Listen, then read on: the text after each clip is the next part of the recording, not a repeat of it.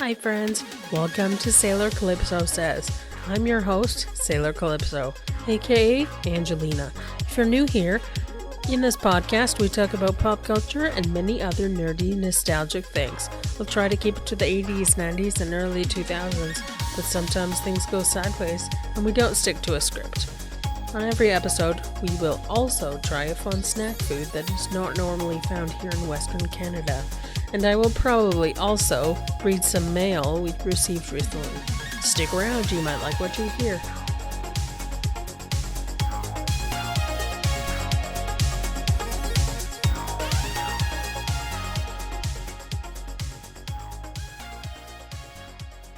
Hi friends, Sailor Calypso here. Angelina, I'm alone today, so you're listening to the first ever episode of my podcast done as a solo episode. So today I have a few things to talk to you about, but I think the episode is going to be a bit shorter than usual. So let's dive right in to the things. Basically, I got a new trivia game that's I think pretty awesome. It's 80s, 90s trivia. So I'm gonna ask you one of the trivia questions and I'll give you the answer later if anyone wants to play along at home. What are the names of Scrooge McDuck's nephews in DuckTales? It's a relatively easy question. Hopefully you know. I knew, but anyways, I'll read the answer out later. Hopefully I remember to do that. Today I was going to talk about my top 10 list of childhood TV theme songs. And before I do that, though, I wanted to mention two that I'll give an honorable mention to because I really like these theme songs and I really remember these shows, but my list only has room for 10. So this is extra. The Pingu theme song and Theodore the Tugboat, which I think was only broadcast in Canada, but I'm not really sure. I recently saw the Theodore the Tugboat boat, Theodore 2, in St. John. So that was pretty awesome. I believe it's somewhere in Ontario now. Anyway, my number 10 theme song is Darkwing Duck. And what's pretty awesome is I just got the Darkwing Duck Funko Pop. I did not realize how much I liked Darkwing Duck before, but now I remember quite a lot. And I'm also excited because I got a couple other retro toy Funkos. And I got the Prize Popple, the Chase edition, for those that care about those sorts of things. And I got the Glowworm Funko. I had a glowworm when I was a kid. So those are pretty cool. Anyway, back to the list. Number 9 for me is Inspector Gadget. The cartoon I watched an awful lot when I was a kid, and I still, in conversation, randomly say "Go Go Gadget arms" or whatever.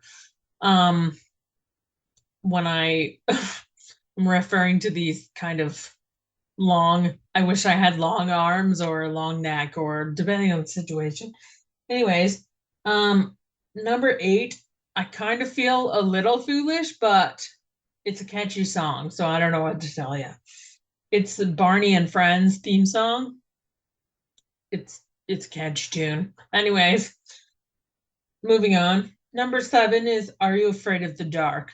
Are You Afraid of the Dark was pretty awesome show, and the theme song is pretty memorable because within a couple seconds of the theme song playing, you would know what you were watching or what was about to come on. So that's really important. Recognizability and the fact that it's a catchy tune and it's a good song. Yeah, it was a good thing. Number 6 is Bananas in Pajamas. They're coming down the stairs, in pairs. Um, I still remember the words to the theme song and I still sing it all the time. Um, Anytime anyone refers to Bananas in Pajamas, the theme song plays in my head. Um, Number 5 is Rugrats. If you don't remember the Rugrats theme song, you do need to listen to it again. It is pretty fun, and it will take you right back to when you were a kid watching Rugrats. Um, Number 4 is the Teenage Mutant Ninja Turtles theme song, which I heard recently. I believe Matt from Collectivers told me that the original theme song for Teenage Mutant Ninja Turtles was written by Chuck Lorre, who is, I think, one of the producers of Big Bang Theory. So that's pretty cool. Um, I really like it. I like how it talks about the personalities of the different turtles in the song. It's a good way to remember that. And number 3 is Power Rangers. I really liked the live action original Power Rangers. Um, it was just, I mean, it's super cheesy now, but it was really awesome at the time. My number 2 theme song is probably what people would expect my number 1 theme song should be, but it's here for a reason. So number 2 is Moonlight Densetsu, which is the actual name of the theme song for Sailor Moon. I prefer the Japanese version over the English version. It's just a little more meaningful, I feel like, and less cheesy. Um, yeah. Number 1 is Hold On to Your Hats, Goosebumps. I remember being really enjoying the theme song, but also there's one point in the little intro on the show where I was really scared when I was a kid. It's not scary anymore, but when the dog's eyes turn yellow, I thought that was super scary.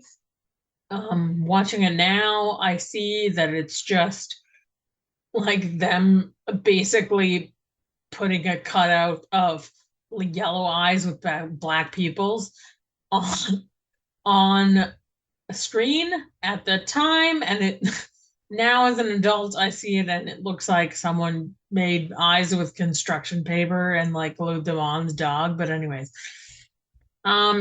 it's not scary. I think it's pretty cheesy, but it was scary at the time when I was a kid.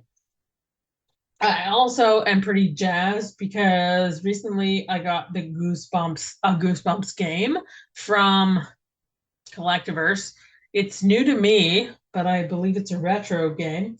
It's the Goosebumps Terror in the Graveyard game. I'm really excited to get my hands on this because it'll go nicely on my shelf with my original Goosebumps collection of books. I do not have the whole collection yet, but I am collecting it at the moment. I always keep my eyes open at thrift stores and antique stores and stuff. Yeah, I'm only collecting the one with the actual bumpy covers. Anyways, that is my top 10 list. It was pretty fun. It was hard to narrow down though. Um, Top 10 list could be longer. I could make a top 25 list if we want to.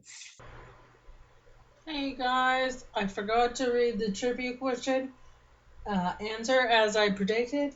So the answer to the trivia question I asked earlier is Huey, Dewey, and Louie.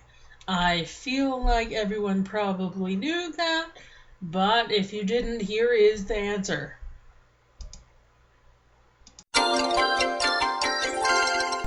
テイストテストタイム。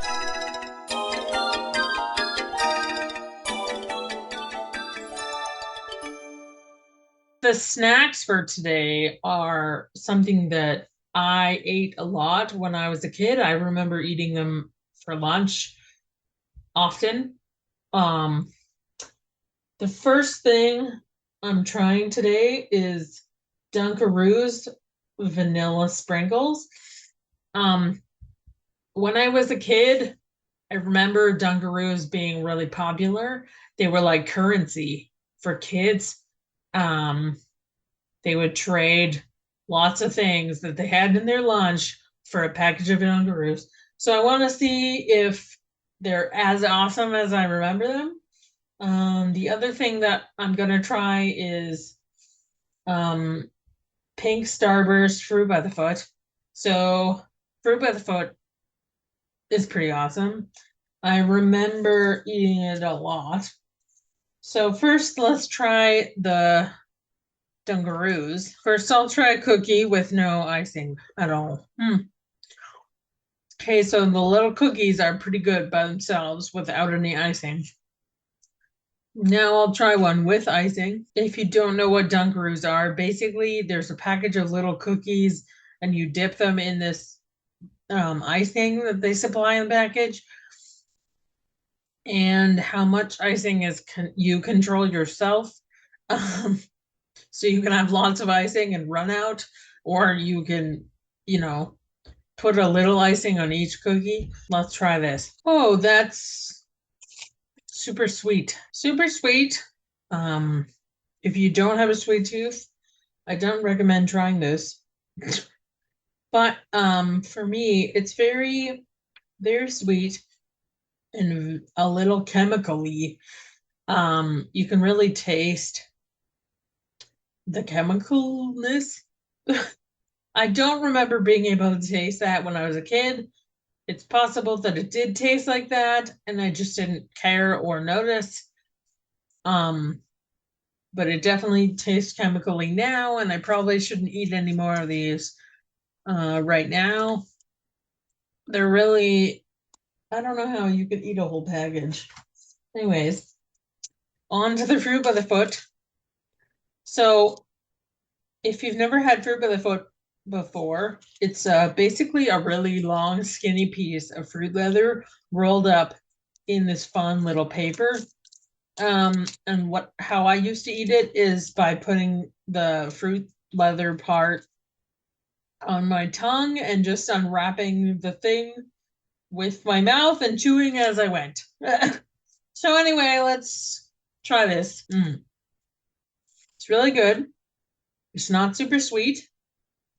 My only criticism would be that it's like there's not as much flavor as I expected there to be. I wanted to get smacked in the face by flavor, but I didn't. But it's still really good. And if you don't have sweet tooth like I do, this should not be overpowering for you. It should be okay. Anyway, that's the whole podcast today. I think we're a little shorter than usual. So if you want to connect with me and if you have ideas for the show or anything, you can email me at sailorcalypsosays@gmail.com or message me on Instagram, Sailor Calypso Says, or you can connect with the Facebook page, Sailor Calypso Says. Yeah, and if you want to listen to previous episodes of the podcast, you can check them out on YouTube or Spotify.